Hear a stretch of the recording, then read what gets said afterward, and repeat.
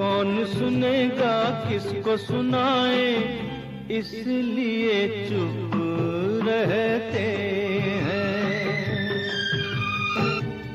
हमसे अपने रूठ न जाए, इसलिए चुप रहते हैं। हिंदी सिनेमा का ये फेमस संगीत आज रक्सौल के ग्राहकों और व्यवसायियों के लिए मानो पर्याय बन गया है। तभी तो शहर की समस्याओं का ना समाधान मिल रहा है, ना कोई सुन रहा है। शहर में ग्राहकों और व्यापारियों को हर दिन चाहे मूलभूत सुविधाओं की कमी की समस्या हो या प्रशासनिक स्तर की उलझने, कोई सुलझाने वाला दिखता नहीं है। रही बात व्यवसायियों के लिए बनी संस्था चेंबर ऑफ कॉमर्स और इंडस्ट्री की, तो वह मानो अपने लक्ष्य से भटकता नजर आ रहा है। और ये बात हम नहीं बल्कि संस्था से जुड़े संस्थापक सदस्यों का मानना है। जिस लक्ष्य से वहाँ हम लोग बैठे थे, जिस उम्मीद से हम लोग बैठे थे, जो व्यापारी लोग बैठे थे, उनके अनुसार लक्ष्य तो निश्चित भटक गया है।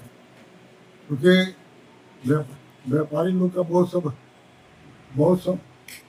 समस्या है। रक्सौल के व्यापारियों का अनेक समस्या है और समस्या का विरोध घोष नहीं हुआ। प्रॉपर वे में जो व्यापारियों की संस्था यहाँ पर मौजूद है और भी कुछ सामाजिक संस्थाएं भी हैं, और व्यापारी के लिए तो स्पेशल संस्था है यहाँ पर, लेकिन जिस अंदाज में सुनना चाहिए, जिस अंदाज में बढ़ना चाहिए, क्योंकि यह इंटरनेशनल मार्केट है। रक्सौल जो है सीमाई शहर है, तो यहाँ पर परेशानी भी बहुत तरह की है। रक्सौल शहर आए दिन कभी जाम तो कभी पड़ोसी देश नेपाल की सख्ती से परेशान रहता है। लेकिन रक्सौल में हाल के दिनों में व्यवसायी वर्ग के संस्थाओं के समाधान के लिए बनी संस्था chamber of commerce and industry के द्वारा एक कार्यक्रम का आयोजन किया गया था, जहां न शहर की समस्याओं पर कोई चर्चा हुई, न किसी बदलाव पर सहमति बनी। वो भी तब जब माननीय विधायक और सांसद की मौजूदगी थी। ऐसा नहीं होने के बाद कार्यक्रम के सफलता और विफलता पर चर्चा शुरू हुई। शहर में आयोजित इस कार्यक्रम में जितनी चर्चा वरीय सदस्यों के नीचे बैठने की थी, उससे कहीं ज्यादा चर्चा व्यवसायियों से जुड़े मुद्दे पर बात नहीं करने की भी थी। दबी जुबान में उठी ये चर्चा कहीं आगे बड़ी समस्या न बन जाए, इसलिए हमने पत्रकारिता धर्म को निभाते हुए इस समस्या के मूल में जाने की कोशिश की, ताकि आगे व्यवसायी वर्ग से जुड़े मामले का समाधान आसानी से हो सके, साथ ही हो रही गलतियों पर भी सुधार हो। इसलिए हमने सबसे पहले पूर्व अध्यक्ष संस्था के सेटलर अरुण कुमार से मुलाकात की, जिनके आयोजन में उपस्थिति कई सवाल खड़े किए, तो उन्होंने अपने बयान में संस्था की कई कमियां गिना दी। आपको बोला कि काम बहुत अच्छा है, मैं फिर कह रहा हूँ कि काम बहुत अच्छा है। ये व्यापारी समागम है, यहाँ इस व्यापारी समागम में व्यापारियों का बुलाया जाता है और व्यापारियों की समस्या को सुना जाता है और उसकी समाधान का रास्ता बताया जाता है। अब ठीक ऐसे लगभग 15 दिन पहले मुजफ्फरपुर में भी एक ऐसी तरह प्रोग्राम हुआ था, जिसमें मैंने पार्टिसिपेट किया था, और उसमें लगभग पूरे नॉर्थ बिहार के सभी व्यापारी संगठन पहुंचा हुआ था। यहाँ से 2-3 साल पहले जयनगर में भी हुआ था, वहां से हमारे रक्सौल के लोग भी पार्टिसिपेट करने गए थे। और बगल में बीरगंज, जहाँ अक्सर प्रोग्राम होती है, हमारे रक्सौल की संस्था वहां जाती है। अब ये बताएंगे लोग कैसे बुलाए, किस तरह से बुलाए और लोग क्यों नहीं आए। इसके बाद हमने संस्था से जुड़े वरीय सदस्य ध्रुव नारायण श्रीवास्तव उर्फ बड़ा बाबू से भी मुलाकात की। उन्होंने हालिया कार्यक्रम में हुई कुछ कमियों को स्वीकार करते हुए वर्तमान सदस्यों को अभी अनुभव लेने की सलाह दी।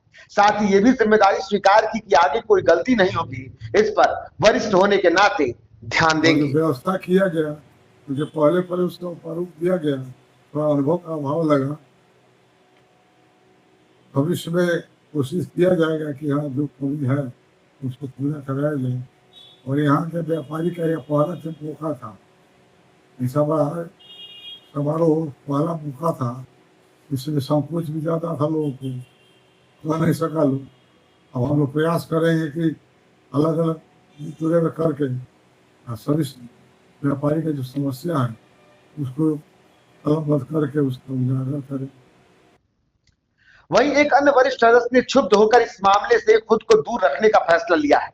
हमने उनसे निवेदन किया कि अपने अनुभव के मुताबिक हो रही कमियों को सुधारने के लिए सुझाव दें। बदले में उन्होंने कविता की चंद लाइनें बोल दी। इन थके दिमाग में घने गुत्थियों के जत्थे हैं, इन थके दिमाग में घने गुत्थियों के जत्थे हैं, हमें अलग ही रहने दो, हम अलग ही अच्छे हैं। हालांकि हम अभी भी थके नहीं थे, हमने संस्था के टॉप 5 सदस्यों से संपर्क करने की पूरी कोशिश की। इस दौरान हमने संस्था के वर्तमान कार्यकारी अध्यक्ष और संस्थापक सदस्य आलोक श्रीवास्तव से भी मुलाकात की। उन्होंने वर्तमान chamber of commerce and industry के सदस्यों को बड़ा सुझाव दिया है।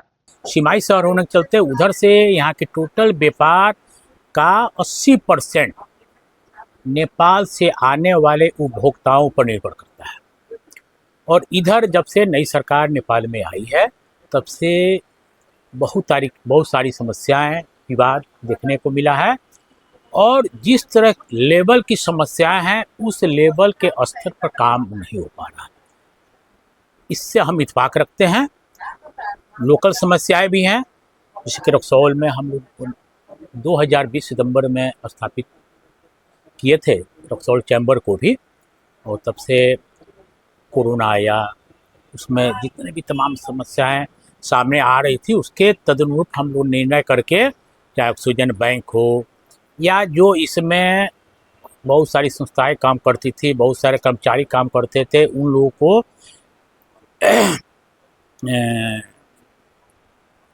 हौसला बुलंद करने का काम भी हम लोग किए थे। बहुत सारे, यदि वर्तमान जो टीम है काम कर रही है उसको खुद स्वतः संज्ञान लेना चाहिए कि हम में क्या कमी है और क्या हमको और करना चाहिए, जिससे हमारे व्यापारी वर्ग खुश रहे, उनको किसी तरह की कोई समस्या नहीं आवे।